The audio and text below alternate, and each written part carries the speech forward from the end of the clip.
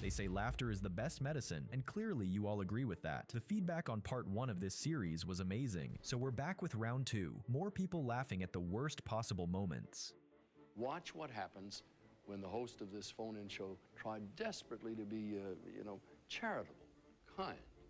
Heaven help them. During a live religious TV show where callers phoned in to showcase their singing, things were going smoothly until one performance completely threw the host off. Hi. I'm going to sing a song, and me and my mom, we're really trying to get out there in the records, but we're just going to sing for you. I'm going to sing for you right now. Okay. With the caller saying he had dreams of making it into the record books, the host's expectations clearly went up. I cry in the midnight hour, yeah. You heard my cry. You bottled up all of my tears. That's why.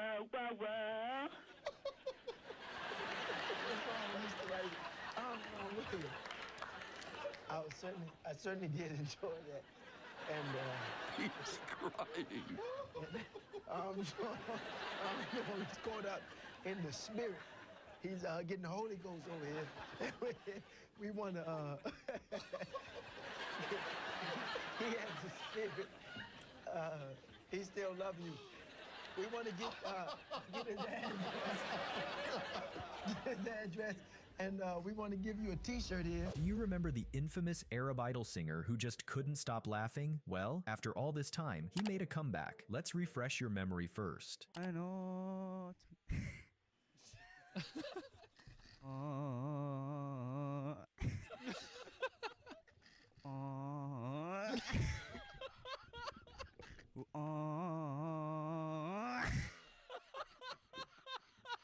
Turns out, his dreams weren't over. 10 years later, he returned, this time to give it a serious shot.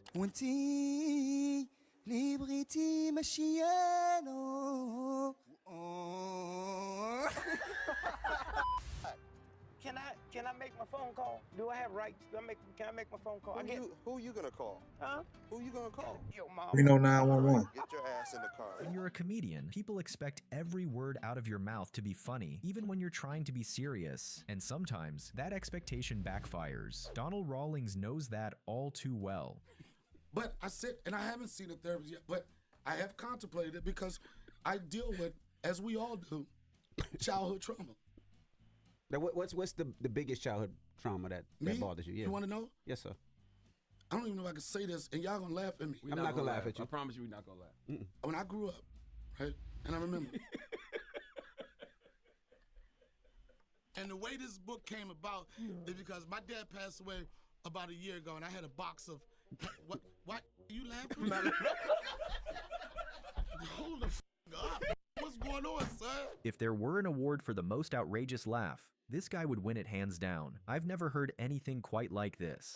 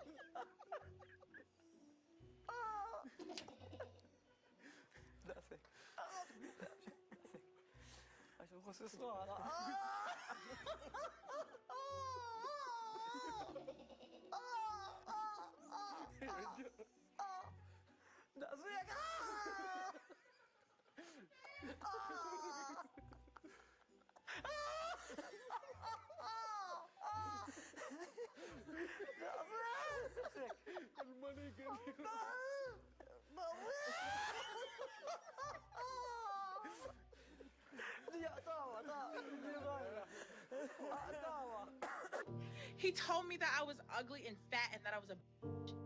Who would do such stupidity? I don't know. What's his name? What's his name? I don't know his name. Oh my! Is that your real hair? Does he have? Who just said that? What? Who just said that?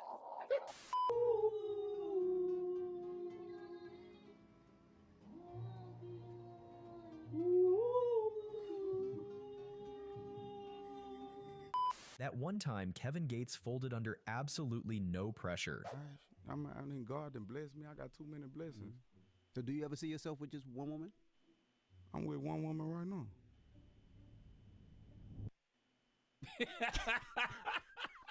What?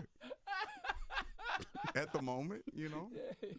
Imagine doing a modeling show to boost your personal brand, only to have your already embarrassing fail aired on a news segment, with the hosts dying of laughter at your expense. It's Fashion Week over in Paris. The latest fashions are on the runway for next spring. But there was a problem out there today. One of the British designers' shows had a difficulty. A model fell down twice. That's her going down once. The young woman wearing that pink skirt and the orange platform shoes never quite recovered after that. There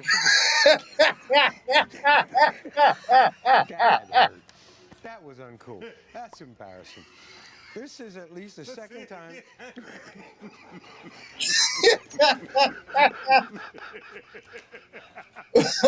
All right, bitch. That ain't fair. That ain't fair. The cameraman, she was damn near in the peripheral when she stumbled the first time, and the cameraman said, "Hold up, bitch. I'm about to zoom in and make you the focal point." And Lord, she did disappoint. God damn. All right. We're just really tickled by it. Come on, we want to apologize. Hold on.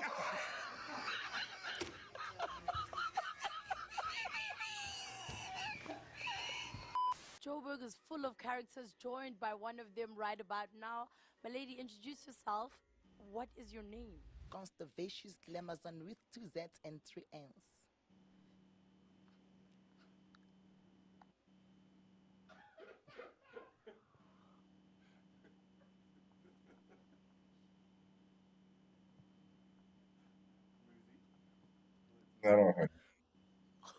One guy decided to run a social experiment, boarding a train and laughing out loud just to see if laughter is contagious. Lucky for us, it was all caught on camera, and he turned an ordinary ride into a moving dose of joy.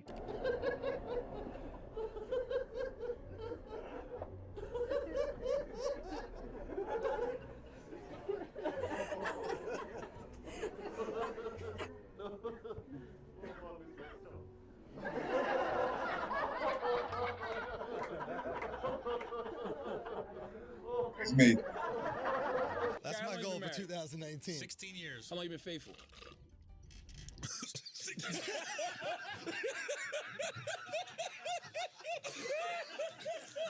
The Ridiculist was Anderson Cooper's show for calling out the weirdest, wildest stories out there. And in this case, things got awkward really fast. Time now for The Ridiculous. And tonight we're adding anyone who missed out on Dingus Day.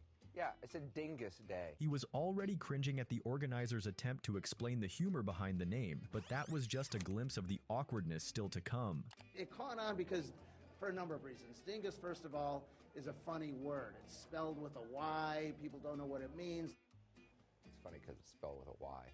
What does it mean anyway? My new favorite reference spot, that would be dingusdaybuffalo.com, says dingus can be traced back to a medieval word meaning worthy, proper, or suitable. However, what really threw him off was the truly bizarre traditions Dingus Day partakers do to each other. And here's how you celebrate Dingus Day. The quirky little rituals include boys sprinkling girls that they fancy with water, and the girls striking back with a tap from a pussy willow branch. I'm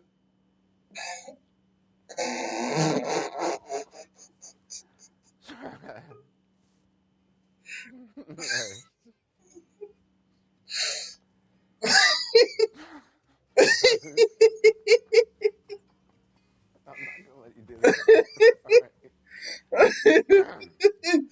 I feel you. Hold on. Yeah, he set you up for that one, man. And just when he almost pulled himself together, boom, right back to square one. It's really so stupid.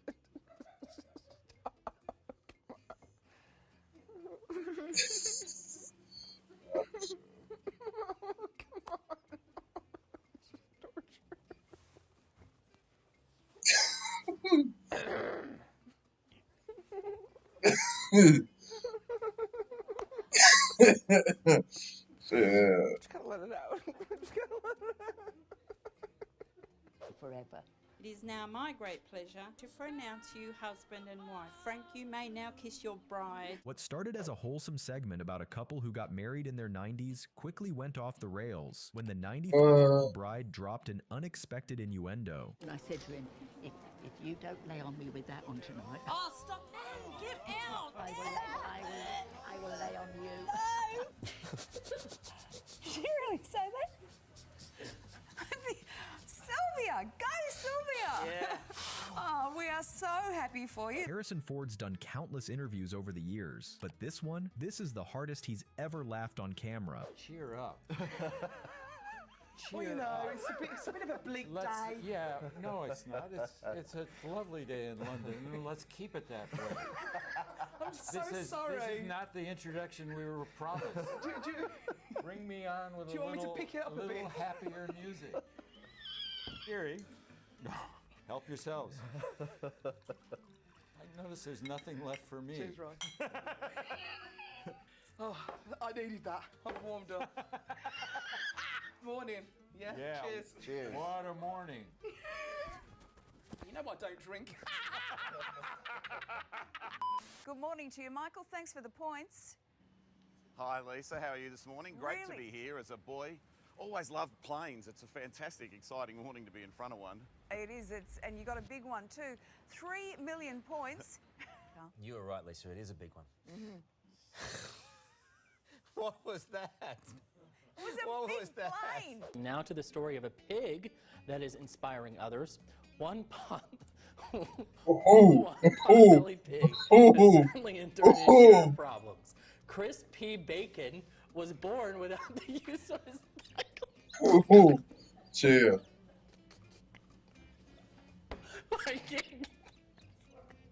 Yeah, you have to read this story. Another classic X Factor moment came when a contestant brought his brother along just to fill the gaps with random hype phrases. Corruption has sadly plagued many African nations, and in this moment, it was on full display. The president of South Africa completely lost it when a speaker suggested that hospitals could avoid nationalization. That the only way to avoid nationalization of those private hospitals is by fully cooperating with the Minister of Health when he needs beds for our sick people. It is not time to make profit. If you enjoyed this one, be sure to check out part 1 of the series. You'll love it too. As always, thanks for watching and see you in the next one. Oh great, a request for a new video. Now to rely on 1,000 people to get it done. Or you can just use